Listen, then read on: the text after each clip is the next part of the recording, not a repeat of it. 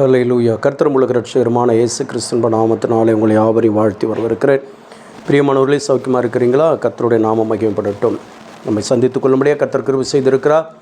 கிருபை செய்த தேவனுக்கு கொடான கோடி ஸ்தோத்திரம் ஸ்தோத்திரம் ஸ்தோத்திரம். நீங்கள் ஸ்தோத்திரம் செலுத்துங்க, தேவனுடைய கிருபையும் பெற்றுக்கொள்ளலாம். ஹல்லேலூயா. பிரியமானவர்களே, ஜேசிய சபையாருக்கு நாளை தினத்திலிருந்து இந்த வெயில் நிமித்தம் ஆராதனை நேரம் மாற்றி வைக்கப்படுகிறது. சரியாக காலை 8 மணிக்கு ஆராதனை தொடங்கப்படும். 9 மணிக்கு வைக்கப்பட்ட ஆராதனை 8 மணிக்கு தொடங்கப்படும். நீங்கள் சரியாக 8:30 மணிக்கு நீங்கள் ஆராதனைக்குள்ளே கடந்து வாங்க. கர்த்தரை நாம் ஒன்று கூடி தொழுது கொண்டு கர்த்தருடைய நாமத்தை மகிமைப்படுத்தும். கர்த்தருடைய நாமத்தினாலே நாம் ஆசீர்வதிக்கப்படும். அல்லேலூயா. கர்த்தருக்கு மகிமை உண்டாகட்டும்.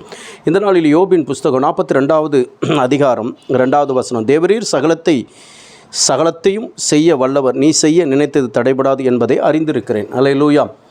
அவர் சகலத்தையும் செய்ய வல்லவர், அவர் நினைத்தது தடைபடாது என்பதை அறிந்திருக்கிறோம். என்னொன்பு தெய்வப்பிள்ளையே, கர்த்தர் இதை நினைத்தாரா, கர்த்தர் இதை செய்ய நினைத்தாரா அப்படி என்பதை முதலாவது மனுஷன் நினைத்து தேவ சமூகத்துக்குள்ளாக அதை அறிந்து கொண்டு தேவனுடைய நாமம் மகிமைக்கென்று இருக்கும்பொழுது அவர் நினைத்தது மாத்திரம் தடைபடாது. ஒருவேளை நம்முடைய காரியங்கள் தடைபடலாம். அப்போ தடைப்பட்ட பின்பு நம்ம யோசித்து பார்க்க வேண்டும்.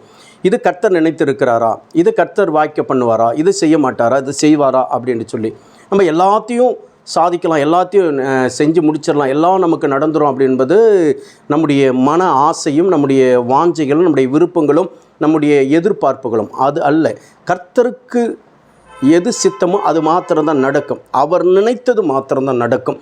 ஆகையால் மனுஷன் நினைத்தது ஒன்றும் நடக்காது என்பதை அறிந்து கொள்ள வேண்டும். நாம் என்னடா இது, நம்ம இவ்வளோ பிரயாசப்பட்டோம் நடக்கலையே அப்படின்னு சொல்லிட்டு நம்ம யோசித்து பார்க்கும்போது இது கர்த்தருக்கு பிரியமான காரியமா என்று சொல்லி திரும்ப சொல்லுகிறேன்.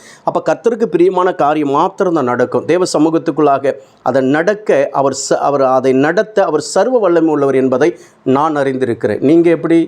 செவிப்போமா. மகா இரக்கமும் கிருபை நிறைந்த எங்களெல்லாம் ஆண்டவரை நன்றியோடு துதிக்கிறோம். அந்த நாளிலே எங்களோடு கூட பேசின வார்த்தைகளுக்காக ஸ்தோத்திரம். ஆண்டவரே, நீ சகலத்தையும் செய்ய வல்லவர், நீ நினைத்தது தடைபடாது என்பதை நான் அறிந்திருக்கிறேன்.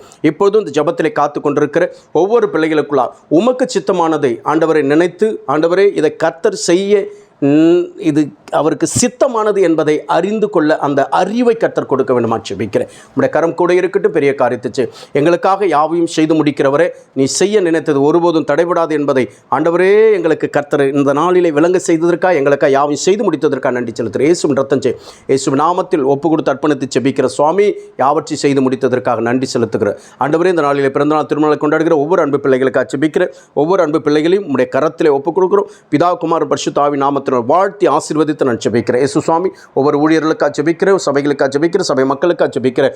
சபைக்கு ஆண்டவரே, அப்போ ஊழியர்களுக்கு, சபையாளர்களுக்கு கர்த்தர் நீ நன்மையானவைகளே செய்து உடைய நாமத்தை ஆண்டவரை உயர்த்தி கொள்ளும்படியாக ஜெபிக்கிறேன். பெரிய காரியத்தை இயேசுவின் ரத்தத்தை இயேசு கிறிஸ்து நாமத்தில் ஒப்பு கொடுத்து அர்ப்பணித்து ஜெபிக்கிறேன். ஜீவன் நல்ல பிதாவே, ஆமென். அல்லேலூயா. கர்த்தர் நம்மை ஆசீர்வதிப்பாராக. ஆமென். கர்த்தருடைய நாமத்துக்கு ஸ்தோத்திரம்.